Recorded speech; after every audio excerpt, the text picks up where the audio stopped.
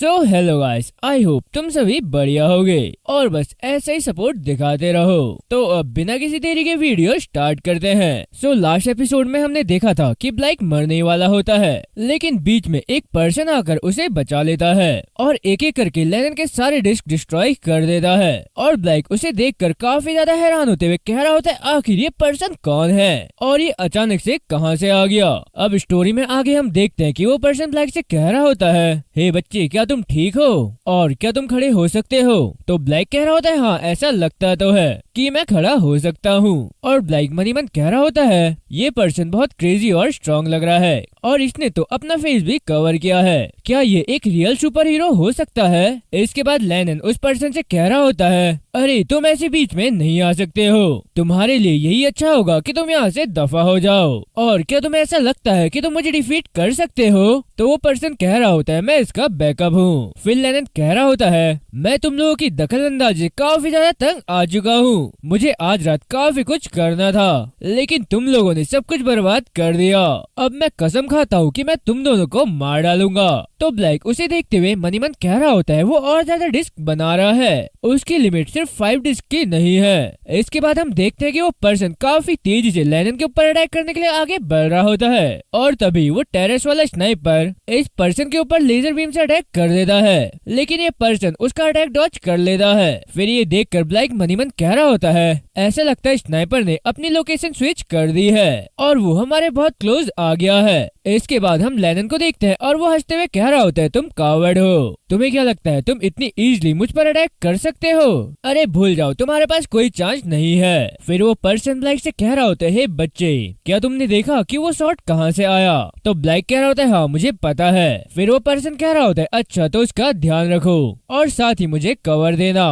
तो ब्लैक कह रहा होता है अच्छा ठीक है। तो इतना कहकर ब्लैक स्नाइपर के पीछे चले जाता है और ये देखकर लेनन कह रहा होता है ओए बेवकूफ बच्चे तुम्हें क्या लगता है कि तुम कहाँ जा रहे हो, यहाँ वापस आओ। इतना कहकर वो ब्लैक के ऊपर अटैक कर देता है, लेकिन वो पर्सन बीच में आकर उसके अटैक को ब्लॉक कर देता है और कह रहा होता है पहले तुम मुझसे तो निपटो। इसके बाद हम देखते हैं कि ब्लैक उस स्नाइपर को ढूंढते हुए मनी मन कह रहा होता है वो स्नाइपर यहीं ऊपर था और मेरे हाथ से ब्लड आना काफी हद तक बंद हो गया है, तो शायद अब मैं उससे निपट पाऊंगा। इतना कहकर ब्लैक अपने हाथ में लेजर बीम चार्ज करता है और जंप करते हुए सीधा टेरेस में आ जाता है और जैसे ही वो टेरेस में पहुंचता है तो उसी पर्सन का लेजर ब्लैक की तरफ आ रहा होता है और ब्लैक काफी मुश्किल से उसे डॉज कर पाता है। इसके बाद ब्लैक देखता है कि वो पर्सन वहाँ से भाग रहा होता है। इसके बाद ब्लैक अचानक से अपने घुटनों में गिर जाता है और मनी मन कह रहा होता है आज रात तो मैं काफी बार मरते मरते बचा हूँ, आखिर मैं ये क्या कर रहा हूँ, मैं इन लोगों को चेस क्यों कर रहा हूँ, मैं तो बस एक स्टूडेंट हूँ और मुझे अभी अपने हॉस्टल वापस चले जाना चाहिए। कुछ स्ट्रेंजर्स के लिए अपनी लाइफ रिस्क में डालना कोई अच्छा आइडिया नहीं है। अब काफी हो गया, मैं वापस जा रहा हूँ और वैसे भी ये मेरा काम थोड़ी है। इसके बाद ब्लैक उस पर्सन को फाइट करता हुआ देख मनी मन कह रहा होता है लेकिन मैं उन्हें ऐसे भी तो नहीं छोड़ सकता हूँ, 1 मिनट पहले उसने मुझे बचाया था और अगर वो स्नाइपर वापस आ जाता है तो इस पर्सन के लिए काफी डिफिकल्टीज हो सकती है। अरे यार मुझे समझ नहीं आ रहा है कि मैं क्या करूँ। इसके बाद हम दोबारा उस पर्सन और लेनन को देखते हैं और लेनन उस पर्सन का अटैक ब्लॉक करते हुए कह रहा होता है तुम तो काफी ज्यादा वीक हो और मैं ये देखकर काफी ज्यादा डिसअपॉइंट हुआ हूँ। मैंने सोचा था कि तुम स्ट्रांग होगे और तुमसे फाइट करने में मजा आएगा, लेकिन अब मुझे पता चल रहा है कि तुम मेरी डिफेंस को थोड़ा भी स्क्रैच नहीं कर सकते हो, इसलिए अब तुम मेरी मानो तो तुम्हें गिव अप कर देना चाहिए। फिर लेनन के इतना कहने के बाद हम देखते हैं कि वो पर्सन लेनन के ऊपर अपना फ्लैश अटैक कर देता है और इस अटैक से लेनन की डिस्क में काफी ज्यादा क्रैक्स आ जाते हैं। इसके बाद वो पर्सन कह रहा होता है अब तुम खुश हो। तो लेनन काफी ज्यादा गुस्से से कह रहा होता है अब तुम्हें इसकी कीमत चुकानी पड़ेगी और इतना कहते ही वो उस पर्सन के ऊपर अटैक कर देता है, लेकिन वो पर्सन काफी इजीली उसके पहले डिस्क को डिस्ट्रॉय कर देता है और सेकंड डिस्क के ऊपर चढ़ जाता है। फिर वहाँ से जंप करते हुए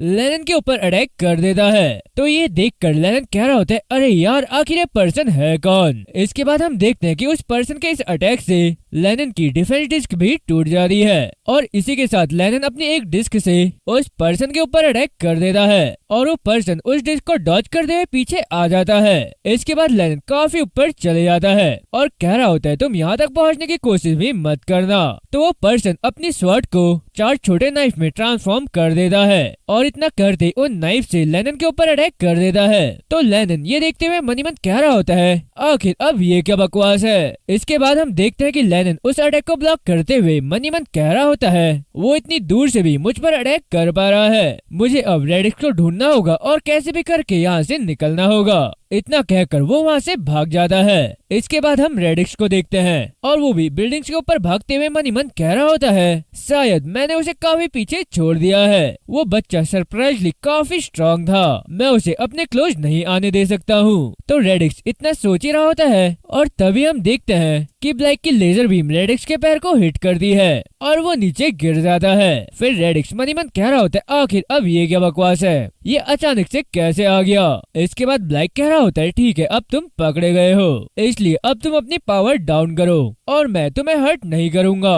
तो रेडिक्स कह रहा होता है भूल जाओ मैं ऐसा नहीं करूंगा और इतना कहते ही वो ब्लैक के ऊपर लेजर से अटैक कर देता है और ब्लैक उसका अटैक डॉज करते हुए रेडिक्स पर भी लेजर से शूट कर देता है और इसी के साथ ब्लैक जंप करते हुए रेडिक्स को किक मारकर नीचे गिरा देता है और इसी के साथ रेडिक्स की पॉकेट से एबिलिटी एम्पलीफायर ड्रग्स गिर जाते हैं। फिर ब्लैक की नजर जैसी उन ड्रग्स पर पड़ती है वो जाकर उन्हें उठाता है और मन ही मन कह रहा होता है आखिर ये वाइल्स क्या है और ये इसे लेकर क्यों घूम रहा होगा।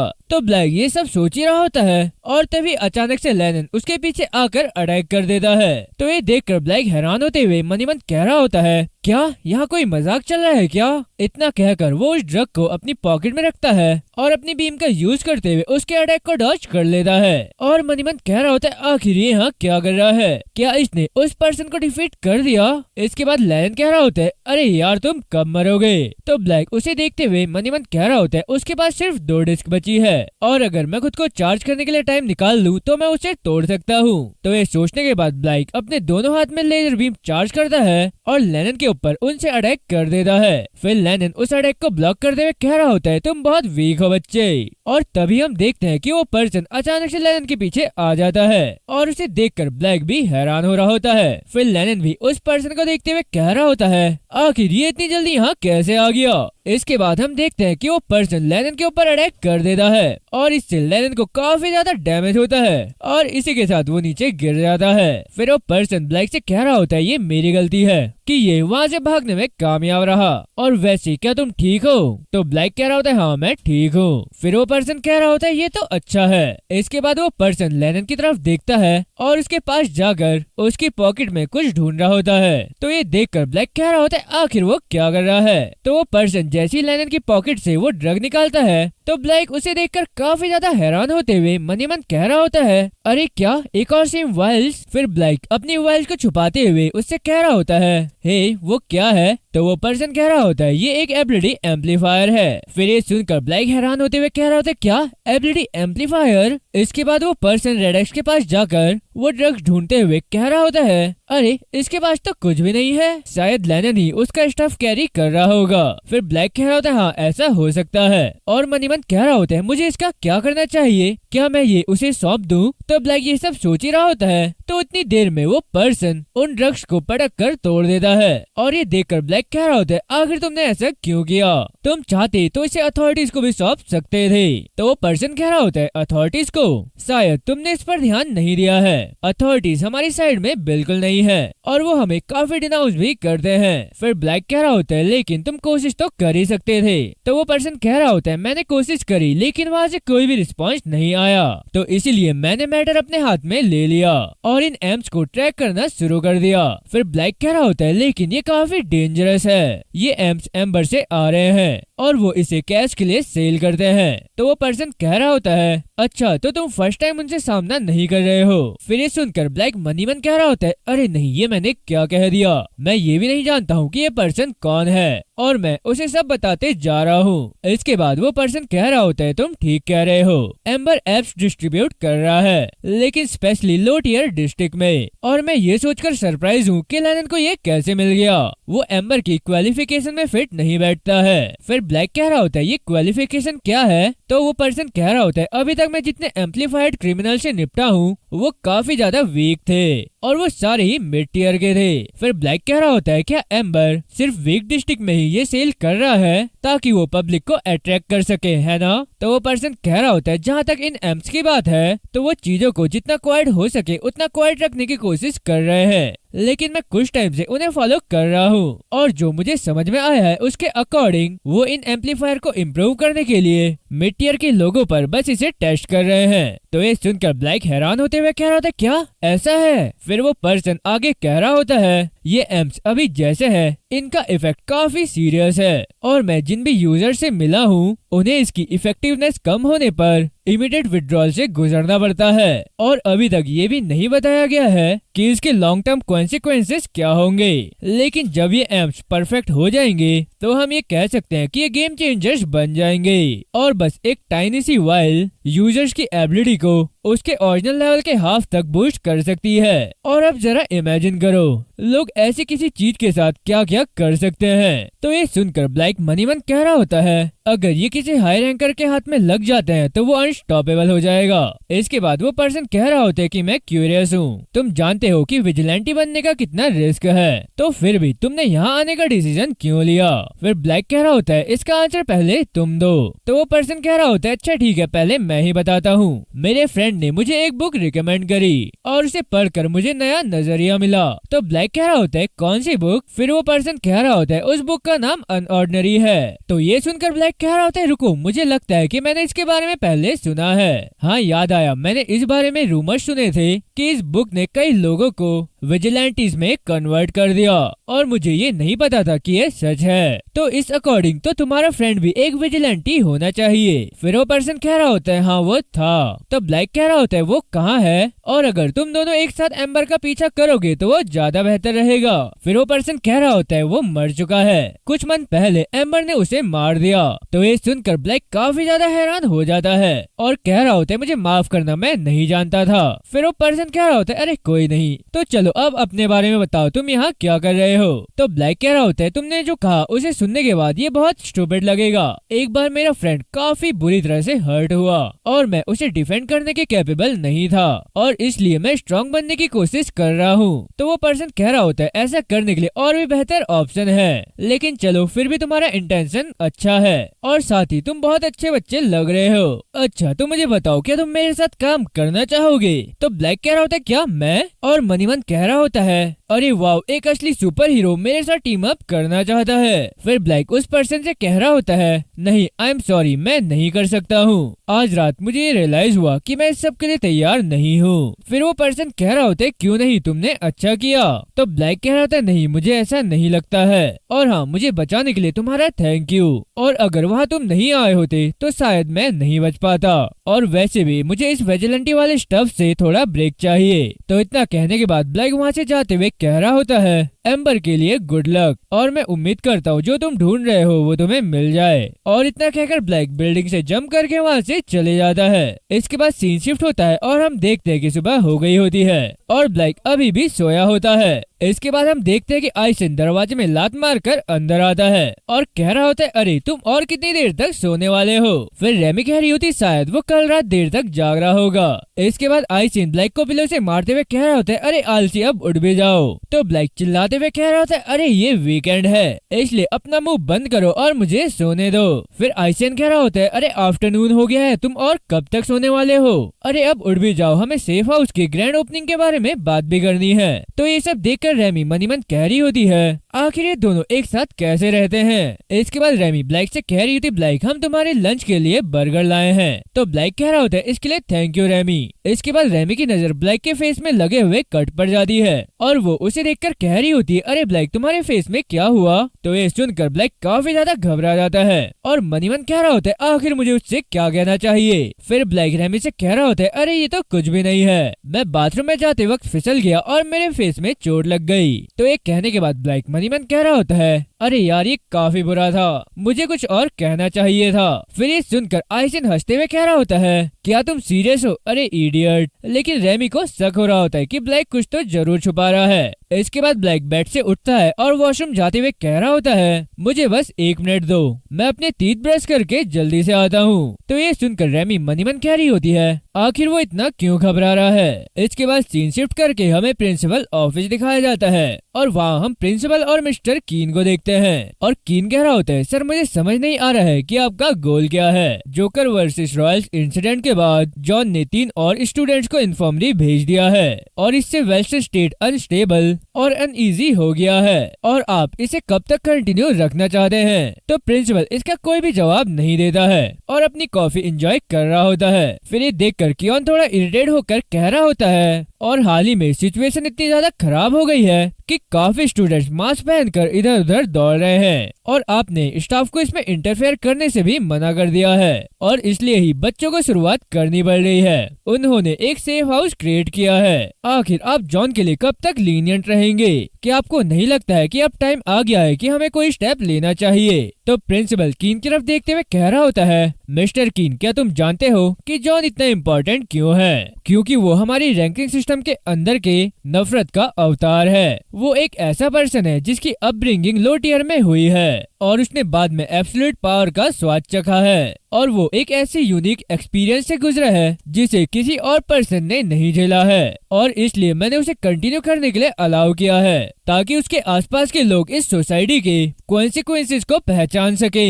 और मैं ये भी समझ सकता हूँ कि स्कूल को इस स्टेट में देखना काफी ज्यादा डिसहार्टनिंग है, लेकिन जैसा कि तुमने देखा ही है कि स्टूडेंट्स ने एक्ट करना शुरू कर दिया है, तो इसलिए अगर अब हम इंटरफेयर करते हैं तो हम उनके थॉट्स को इंडिपेंडेंटली डेवलप होने की अपॉर्चुनिटी उनसे छीन लेंगे। और मैं तुम्हारी कंसर्न को अप्रिशिएट करता हूँ, लेकिन मैं चाहता हूँ कि तुम इंस्ट्रक्शन को कंटिन्यू रखो। इसके बाद सीन शिफ्ट होता है और हम इन्फॉर्मरी में डैरन को देखते हैं और डैरन कीन से कह रहा होता है, अच्छा तो वो सबको सिखाने के लिए डेंजर में डाल रहा है। ये सुनकर तो ऐसा लग रहा है जैसे वो पूरा पागल हो चुका है। तो कीन कह रहा होता है, अरे डैरन रिलैक्स करो, मुझे उम्मीद है कि उसने चीजें फिगर आउट कर ली है। फिर डैरन कह रहा होता है, क्या मैं रिलैक्स करूं? तुम वो नहीं हो जिसे इन बच्चों को रिवाइव करना है। तो कीन कह रहा होता है, हाँ ये तो है। फिर डैरन आगे कह रहा होता है, अगर मैं ऑनेस्टली कहूँ तो वॉन मुझे हमेशा गलत तरीकों से परेशान करता है और मुझे कभी समझ नहीं आता है कि वो क्या सोच रहा है और कभी कभी तो ऐसा लगता है जैसे वो है ही नहीं। तो कीन कह रहा होता है, हाँ वो पक्का एक अनयूजुअल मैन है। फिर डैरन कह रहा होता है, कीन क्या तुम्हें उस पर भरोसा है? क्योंकि मुझे समझ नहीं आ रहा है कि ये सब कब तक चलने वाला है। इसके बाद सीन शिफ्ट होता है और सैरा अपने रूम में होती है और वो अपने बेड में लैपटॉप चलाते हुए मनी मन कह रही होती है, जॉन जिस तरह एक्टिंग कर रहा है वो बहुत एग्रेसिव, ओवरबीइंग और गुस्सैल है और इस समय ये मान लेना ही सही रहेगा कि वो अपने न्यू बॉस्टन के रूप में वापस आ गया है और वो उसी में खो गया है और उसने खुद को बंद कर लिया है ताकि कोई भी उसकी हेल्प ना कर सके। और मुझे ये समझ नहीं आ रहा है कि उसका ट्रांसफॉर्मेशन इतना बड़ा कैसे हो सकता है। आखिर कैसे वो 1 ईयर से भी कम टाइम में एक डिफरेंट पर्सन कैसे बन गया? क्या अनऑर्डिनरी सच में तुम्हारा माइंड इतना ज्यादा चेंज कर सकता है? नहीं, इतना काफी नहीं है, कुछ और जरूर होगा।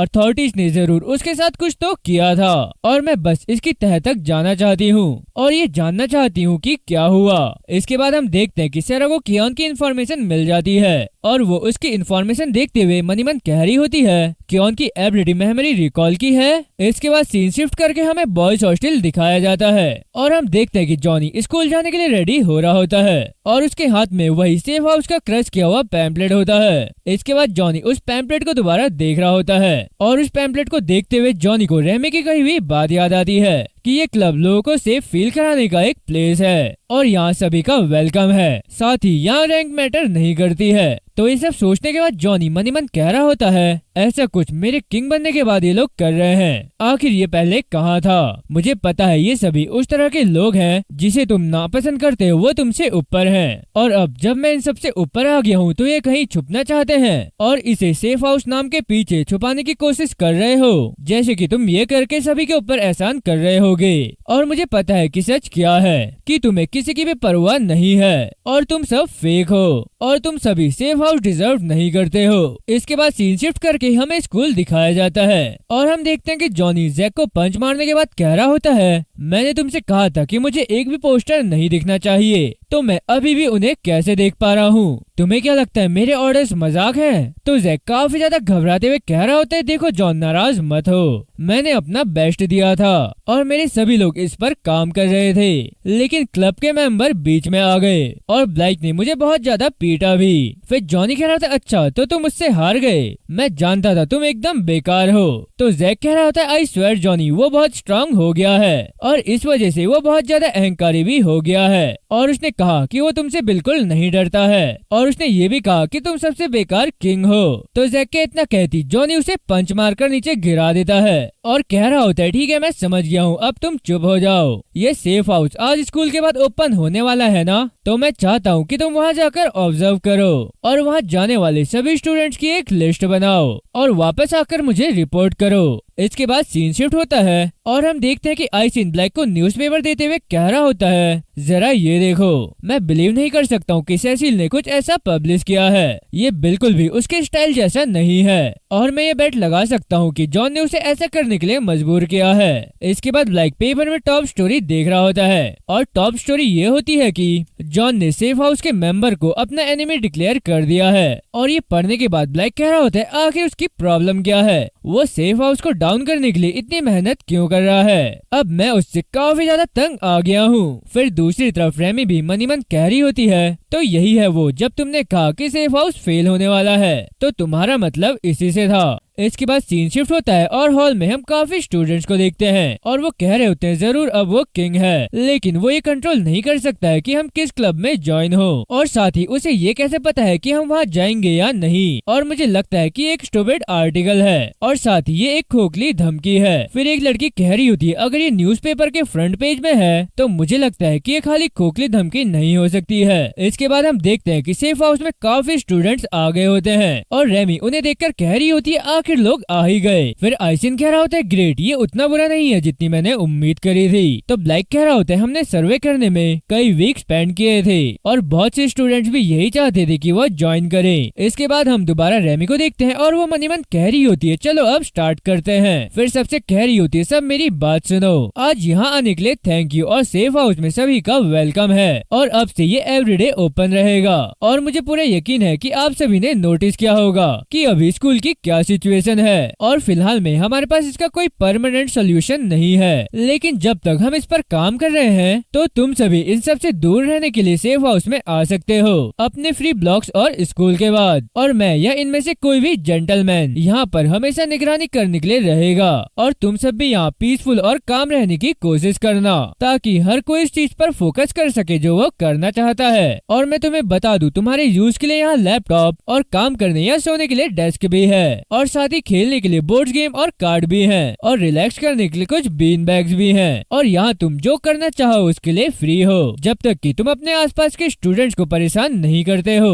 सो इंट्रो के लिए बस इतना ही था। तो अब तुम्हारे कुछ क्वेश्चन है तो तुम मुझसे पूछ सकते हो और अगर तुम चाहो तो तुम यहीं रुक कर घूम सकते हो, अगर नहीं तो हम तुमसे कल मिलते हैं। सो रेमी के इतना कहने के बाद हम देखते हैं कि वहाँ जैक एंटर करता है और वो कह रहा होता है, ऐसा लगता है कि मुझे पार्टी के लिए देर हो गई, और मनीमन कह रहा होता है, ओ डैम, हर कोई यहाँ पर है, लेकिन कोई बात नहीं क्योंकि मैं जॉन की साइड हूँ, उसने अकेले ही इन सभी को हरा दिया था तो इसलिए मुझे फिक्र करने की कोई जरूरत नहीं है। इसके बाद हम देखते हैं कि रेमी जैक से कह रही होती है, जैक तुम्हें यहाँ देखने की उम्मीद नहीं थी, क्या तुम भी हमें ज्वाइन करने के लिए इंटरेस्टेड हो? तो जैक हंसते हुए कह रहा होता है, हाँ, तुम्हें क्या लगता है यहाँ मैं इस स्टूपिड क्लब में ज्वाइन होने आया हूँ? फिर ये सुनकर रेमी थोड़ा हैरान हो जाती है और जैक कह रहा होता है, ठीक है, सब लोग मेरी बात सुनो, मैं यहाँ हमारे किंग जॉन के बिहाफ में आया हूँ और मुझे उम्मीद है कि तुम सभी ने न्यूज़पेपर में हमारी वार्निंग देख ही ली होगी, लेकिन कोई बात नहीं, मैंने तुम्हारे लिए लीनियन होने का डिसाइड किया है। फिर ये सुनकर रेमी कह रही होती, अरे यार ये क्या बकवास कर रहा है। इसके बाद हम ब्लैक को देखते हैं और वो जैक का मुंह बंद करने के लिए जा रहा होता है, लेकिन आर्लो उसे रोकते हुए कह रहा होता है, उसे खुद हैंडल करने दो, उसे इस क्लब के लिए मिसाल कायम करने वाली बनना होगा। तो ये सुनकर ब्लैक रुक जाता है। इसके बाद हम बाकी बचे स्टूडेंट्स को देखते हैं और वो कह रहे होते हैं, यार यार तुमने कहा था ना कि हम यहाँ आए हैं, उसका पता जॉन को नहीं चलेगा। अब देखो उसने यहाँ जैक को हमारा नाम नोट करने के लिए भेजा है। फिर एक लड़का कह रहा होता है, अरे यार आखिर मुझे कैसे पता होगा कि जैक उसके लिए काम करता है। तो उसके पास वाली लड़की कह रही होती है, मुझे नहीं पता कि अब हमें यहाँ रहना चाहिए या नहीं, शायद अब हमें यहाँ से चले जाना चाहिए। तो इसके बाद हम देखते हैं कि काफी स्टूडेंट्स वहाँ से बाहर जा रहे होते हैं। इसके बाद हम जैक को देखते हैं और वो दो स्टूडेंट से कह रहा होता है, शायद तुम दोनों यहाँ रहने की प्लानिंग कर रहे हो, लेकिन मुझे तुम्हें ये बताना होगा कि तुम कौन हो। और इतना कहकर वो उन दोनों को भी बाहर लेकर जा रहा होता है। तो रेमी जैक से कह रही होती है, बाहर निकल जाओ। फिर जैक कह रहा होता है, मुझे लगता है कि मैंने तुम्हारे पैम्पलेट गलत ढंग से पढ़े होंगे, क्योंकि उसमें ऐसा कहा गया था कि यहाँ हर किसी का वेलकम है। जरा खुद को देखो कि तुम क्या कर रही हो। ओपनिंग डे में ही तुम मुझे बाहर निकाल रही हो। जरा सोचो ऐसा करने से आखिर क्लब के मेंबर तुम पर भरोसा कैसे करेंगे। तो जैक के इतना कहते ही रेमी उसे इलेक्ट्रिक शॉक दे देती है और जैक अपने घुटनों में नीचे गिर जाता है। फिर रेमी कह रही थी, जैक मेरे साथ गेम मत खेलना, हम सभी का वेलकम करते हैं और ये देखे बगैर कि उनकी रैंक, पोजीशन और उन्हें अपने पास्ट में क्या किया था। हर किसी को सेफ फील करने का मौका मिलना चाहिए, लेकिन अगर कोई यहाँ किसी को धमकाने या चोट पहुँचाने के इरादे से आता है तो मैं उसे यहाँ से रिमूव करने में हेजिटेट नहीं करूंगी। तुम आज से कभी भी किसी का नाम नहीं लोगे और अब तुम यहाँ से सीधे बाहर निकल जाओ। तो ये सुनने के बाद जैक वहाँ से चुपचाप बाहर जा रहा होता है और वहाँ मौजूद स्टूडेंट ये देखकर कह रहे होते हैं, रेमी ने उसे सच में बाहर निकाल दिया, भले ही वो हाई रैंकर था। खैर पैम्पलेट में भी लिखा था कि यहाँ रैंक मायने नहीं रखती है, तो शायद अब हम यहाँ रुक सकते हैं और जॉन को हमारे बारे में पता नहीं चलेगा। इसके बाद हम देखते हैं कि जैक बाहर खड़े होकर मनी मन कह रहा होता है, एक धुले हुए रॉयल्स का ग्रुप, क्या तुम्हें ऐसा लगता है कि तुम मुझे ऐसे ट्रीट कर सकते हो? देखना मैं तुम्हें जरूर दिखाऊंगा और मैं ये पक्का करूंगा कि जॉन इस प्लेस को डिस्ट्रॉय कर दे। इसके बाद सीन शिफ्ट होता है और हम देखते हैं कि आइसिन, ब्लाइक और रेमी एक कैफे में होते हैं और वो चीयर्स करते हुए कह रहे होते हैं, सेफ हाउस की ओपनिंग सक्सेसफुली होने के लिए चीयर्स। फिर ब्लाइक कह रहा होता है, हमें सेफ हाउस को और ज्यादा केयरफुली गार्ड करना होगा, स्पेशली इसके बाद जब जैक वहाँ आकर सभी को बाहर जाने के लिए फोर्स कर रहा था। तो रेमी कह रही थी, शायद लोगों को वो जगह पसंद आएगी, पर स्टार्टिंग में हमें बहुत मेहनत करनी पड़ेगी और जैसे ही अच्छी फाउंडेशन हो जाएगी तो ये अपने आप ही ग्रो होने लग जाएगी। तो रेमी के इतना कहने के बाद टीवी में एक न्यूज आ रही होती है और न्यूज रिपोर्टर कह रही होती है, फ्राइडे नाइट को ग्रास हिल में दो विजिलेंटिस को देखा गया है और उनमें से एक को नोबडी के नाम से जाना जा रहा है, जबकि दूसरा बिल्कुल अननोन है और ये काफी लंबे टाइम बाद हमारा फर्स्ट विजिलेंटी देखा गया है और एम्बर की रिसेंट राइज के साथ सुपर हीरो ट्रेंड स्टैग्नेंट हो गया है। तो ये सुनकर आइसिन कह रहा होता है, आखिर ये किस तरह का लूजर है जो खुद को नोबडी कहता है और एटलीस्ट उसे एक अच्छा नाम तो रखना चाहिए था। फिर ब्लैक कह रहा होता है, हाँ तुम सही हो, ये बहुत घटिया है। इसके बाद ब्लैक टीवी देखते हुए काफी ज्यादा हैरान हो जाता है क्योंकि टीवी पर ब्लैक की फुटेज दिखाते हुए कहा जा रहा होता है, नोबडी को डार्क ग्रीन कलर की हुडी पहने देखा गया और ऐसा लगता है कि उसके हेयर रेड हैं। फिर ये सुनकर ब्लैक और ज्यादा हैरान हो जाता है और मनीमन कह रहा होता है, क्या वो मैं हूँ? इसके बाद ग्रासिल का वही पर्सन दिखाया जाता है जिसकी हेल्प ब्लैक ने उस रात करी थी और रिपोर्टर उस पर्सन से पूछ रहा होता है, सर क्या आपकी विजिलेंटी नोबडी के साथ कोई बात हुई थी और क्या आप हमें उसके बारे में कुछ बता सकते हैं? तो वो पर्सन कह रहा होता है, उसके रेड हेयर और गोल्डन आईज थी और वो काफी यंग लग रहा था, तो वो शायद एक स्टूडेंट हो सकता है और जब हम लेनन से फाइट करने की कोशिश कर रहे थे तो वो बीच में आ गया और जब हमने उससे उसका नाम पूछा तो उसने कहा कि हम उसे नोबडी कहें। तो ये देखकर आइसन कह रहा होता है, क्या रेड हेयर, गोल्डन आइज और स्टूडेंट और वो भी प्रोपोर्शन टाइप एबिलिटी के साथ? इतना कहकर आइसन ब्लैक की तरफ देख रहा होता है। इसके बाद रिपोर्टर कह रही होती है, हमारे पास एक एडिशनल फुटेज है जो हमने इंसिडेंट से कलेक्ट करी है। तो इस फुटेज में हम देख सकते हैं कि नोबडी उस क्रिमिनल के अगेंस्ट स्ट्रगल कर रहा था और उसे काफी ज्यादा चोट आई, फिर लास्ट में वो इमोबिलाइज हो गया।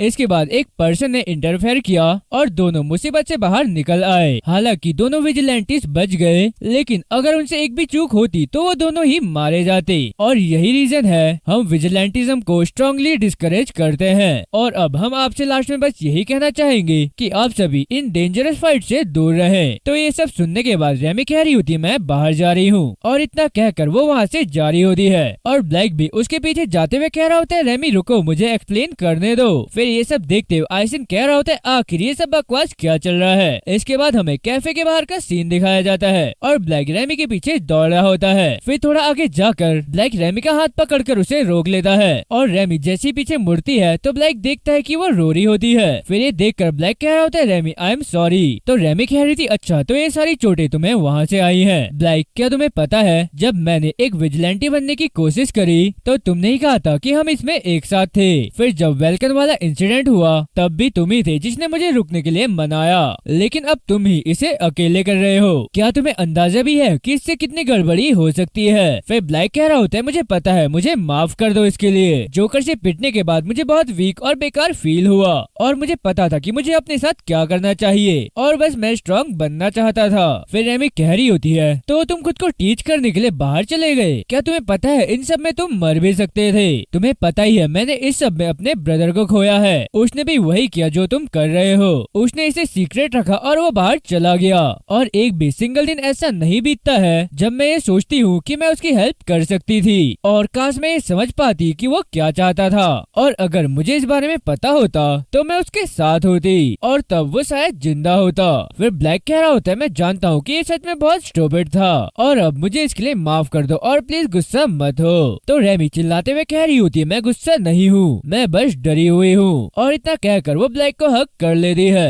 फिर कह रही होती है मैं ब्लाइंड साइडेड होकर तो मैं खोना नहीं चाहती हूँ। फिर ब्लैक कह रहा होता है अब मैं ऐसा नहीं करूँगा, मैं प्रॉमिस करता हूँ। इसके बाद हम देखते हैं कि आइसिन भी वहाँ आ गया होता है और वो चिल्लाते हुए कह रहा होता है तुम दोनों यहाँ हो, तुम बेवकूफों ने मुझे धोखा दिया, मुझे वहाँ बिल अकेले पे करना पड़ा। तो रेमी हंसते हुए कह रही होती है इसके लिए मुझे माफ करना आइसिन। फिर ब्लैक कह रहा होता है अरे जाने भी दो, मैं इसे नेक्स्ट टाइम कवर कर दूंगा। इसके बाद आइसिन रेमी से कह रहा होता है रेमी क्या तुम ठीक हो? तो रेमी कह रही थी हाँ मैं ठीक हूँ, मैं बस थोड़ी शॉक्ड हो गई थी। फिर आइसिन ब्लैक का कॉलर पकड़ते हुए कह रहा होता है आखिर तुम ये करते वक्त क्या सोच रहे थे? क्या वेलकन वाला इंसिडेंट तुम्हारे लिए थ्रिलिंग नहीं था? आखिर तुम इसे दोबारा अकेले कैसे कर सकते हो जबकि लास्ट टाइम हम तीनों का कॉम्बो भी इसके लिए काफी नहीं था। फिर रेमी आइसिन से कह रही होती आइसिन प्लीज शांत हो जाओ। तो आइसिन कह रहा होता है टीवी में अपने फ्रेंड की ऑलमोस्ट डेथ देखने के बाद तुम चाहती हो कि मैं शांत हो जाऊं? वो तो जरा इसका लक सही निकला जो इस पोनीटेल वाले पर्सन ने इसे बचा लिया।